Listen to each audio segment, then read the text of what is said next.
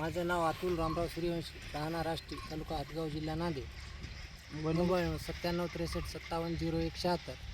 माझ्या शेतात ऊस 1 एकरचं क्षेत्र आहे. त्या मी 6 नोव्हेंबरची लागवड आहे याची. त्याच्यावर भरपूर पाऊस झाल्यामुळे मी बायोसंजीवनी आणि रायझोमिकची ड्रिचिंग केली. त्यामुळे मला आलेला असा रिझल्ट. त्याच्यानंतर मी हरभऱ्याच्या प्लॉटलासुद्धा बायोसंजीवनी आणि रायझोमिकची फवारणी केली. तो सुद्धा प्लॉट साईडला आहे तिकडे नंबर 1चा. त्याचे बी मर नाही काही नाही, चांगला आहे. मी 2 वर्षापासून बायोसंजीवनी रायझोमिकचे ड्रिचिंग उसाला करतो. मला एकरी ऊसाचं ॲव्हरेज 80 टनाच्या जवळपास आलेला आहे. आवर्जून शेतकऱ्याला सांगणं हेच आहे की बायोसंजीवनी आणि रायझोमिका त्याची ड्रिचिंग किंवा फवारणी आणि त्याचबरोबर बायो पॉवर, निर्मलचं बायो पॉवर ही खतं रासायनिक खताबरोबर मिसळून द्यावे. बरं अतुल भाऊ, तुम्हाला मागच्या वर्षी ऊसाला ड्रिचिंग केली बायोसंजीवनी रायझोमिका, तुम्ही याचा फरक काय जाणवला? तुमचा ऊस नंतर पडला वगैरे काही? नाही, एकसारखे समान फुटवे आली त्याची. अच्छा, क्वालिटी नंबर 1ची आली, काळोखी चांगली आली, पानाची रुंदी आली आणि ऊसाची पड एक झाली नाही, ही महत्त्वाची गोष्ट. ऊसाची पड झाली नाही. आता तुमचं म्हणणं आहे की बायोसंजीवनी रायझोमिका शेतकऱ्यांना वापरायला पाहिजे. आता तुम्ही तुमचं आजूबाजूला समजा पूर्ण ऊसाचा एरिया आहे. हो ना. आता आजूबाजूला ऊसाचा एरिया तुम्ही हे 6 नोव्हेंबरची लागवड आहे, यावेळेस पाऊस त्यावेळेस हो बरोबर चालू होता. आणि तुम्हाला बरेच शेतकरी म्हणले ऊस मोडावं लागते.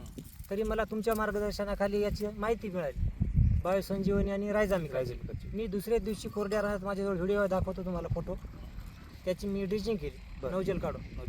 तर 6व्या-7व्या दिवशी अशी कोंबडेन फुटवे तेजदार निघाली की मी या ऊसात समाधानकारक आहे. म्हणजे ऊस दाबल्या तुम्ही लगेच याची ड्रिचिंग दुसऱ्या दिवशी ड्रिचिंग केली आणि लगेच आजच्या तारखेला ऊस आज जवळपास 1.5 महिना झाला ऊस या पद्धतीने ऊस आहे. कोणत्याही प्रकारचं याला खत नाही, रासायनिक खत नाही, शेणखत. आतापर्यंत याला रासायनिक खत कुठल्याही प्रकारचं नाही, काहीच. आता तुमचं एकूण ऊसाचं क्षेत्र किती आहे? तुमच्याकडे जमीन किती, म्हणजे ऊस किती लागवड आहे आता तुमची? आता माझ्याकडे 6 एकरचं क्षेत्र आहे ऊस. आता तुम्ही या 1 एकरला केली, बाकीच्या 1 एकरला, बाकीच्या 5 एकरला? नाही, 2 एकरला केली मी. इथं 1 एकर आहे, बाजूला 1 एकर आहे. अच्छा, 4 एकरला केली नाही मी.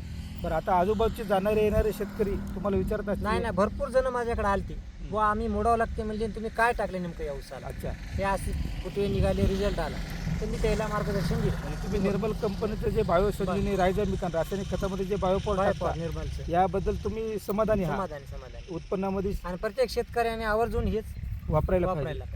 या व्हिडिओच्या माध्यमातून तुम्हाला परत एकदा सांगतो की यावर्षी खूप मोठ्या प्रमाणात पाऊस झाला. शेतकरी अतोनात परेशान आहेत. हरभऱ्यासाठी उद्याचं हरभरा जळल या भीतीनं शेतकरी परेशानीत आहेत. भाऊचा पण हरभरा आहे. भाऊचा हरभरा किती एकर हरभरा आहे तुमचा? हरभरा 5 एकर आहे. 5 एकर हरभरा आहे. 5 एकरपैकी तुम्ही हरभरा किती एकर हरभरा मोडला आणि किती एकर हरभरा ठेवला? मी 1 एकर मोडला हरभरा, 4 एकर तसंच आहे.